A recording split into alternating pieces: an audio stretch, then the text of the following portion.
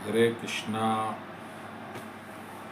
आज का हमारा सत्संग चौथे अध्याय का 20वां श्लोक। भगवान कृष्ण कह रहे हैं, भक्त संगा त्वक्त्वा कर्म फल संगा नित्य तृप्तो निराश्रय सर्वकर्मण्यभिवृत्तोऽपि नैव किंचित् करोषि। इसका अर्थ है कि इस कर्म के फल का संग त्याग के नित्य तृप्त निराश्रय सब कुछ करते हुए भी वो कुछ नहीं करता। यानी कौन? भक्त। और भगवान का भक्त ही ऐसा कुछ कर सकता है। बिना भगवान के भक्तों के ये असंभव है। तो चलिए, क्या असंभव है जनमानस के लिए, हम इसको शब्दों के अनुसार इसका हम चर्चा करें। तत्व कर्म फल संगाः, कर्म के फल का संग त्याग देना तो असंभव है।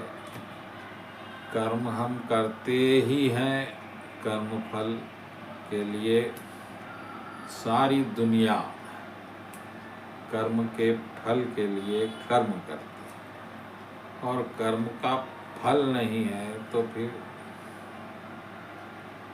कर्म के लिए प्रेरणा कहाँ से मिलेगी? आप कहेंगे कुछ लोग सेवा करते, सेवा के पीछे भी एक उद्देश्य होता है कि हमारा नाम हो जाए या हमको स्वर्ग मिले, कुछ ना कुछ, मुझे आत्मसंतोष मिल रहा है, ऐसा कुछ। तो कुछ मिल रहा है तभी तो कुछ कर्म आप करें। तो ये जो है फल का संग ही है। लेकिन भगवान कर्म के फल को पूरी तरह त्यागने की बात कर रहे हैं। चलो ये छोड़ दीजिए, अगले शब्द पे नित्य तृप्तो। अरे जब तृप्त रहेंगे तो कर्म काहे करेंगे? ये तो उल्टी बात है। तो अब ये बात भी हमको नहीं जम सकती, यानी जनमानस को, मेरे वैसे आपके वो मामूली लोग। तीसरी बात पे निराश्रय, आशा है सुखी होने की, कर्म कर रहे। आशा ही नहीं है तो कर्म कैसा हो? और सर्व कर्मण्यभिवृत्तोऽपि, सब कुछ करते हुए भी, तो सब कुछ तो हम करेंगे नहीं, वो नैव किंचित् करोषि, तो वो कुछ करता ही नहीं। तो ये कैसा संभव है, ये मैं आपको बताता हूँ।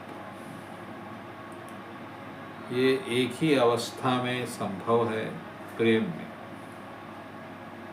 जैसा माँ बेटे की सेवा करती है तो प्रेम में उसे कुछ मिलेगा नहीं मिलेगा, उसे कुछ नहीं कर रही। इसी तरह जब आपको कृष्ण भगवान का आपका संबंध का पता चलेगा, जो माता के संबंध से बहुत मधुर है, तब आपको कर्म करने की इच्छा होगी भगवान के लिए, फल के लिए नहीं। इस अवस्था को ही समाधि सिद्ध अवस्था कहते हैं। फिर आप कुछ करना चाहेंगे ताकि भगवान आपसे प्रसन्न हो जाए और आपकी कोई आशा नहीं रहेगी,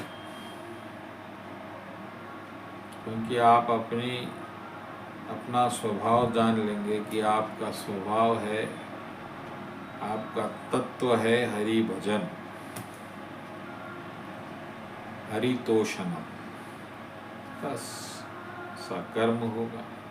और अगर ऐसा नहीं हुआ है तो फिर ये श्लोक कभी आपके वास्तविक जीवन में नहीं उतर सकता है, ये बात भी पक्की है। बस यही है रहस्य।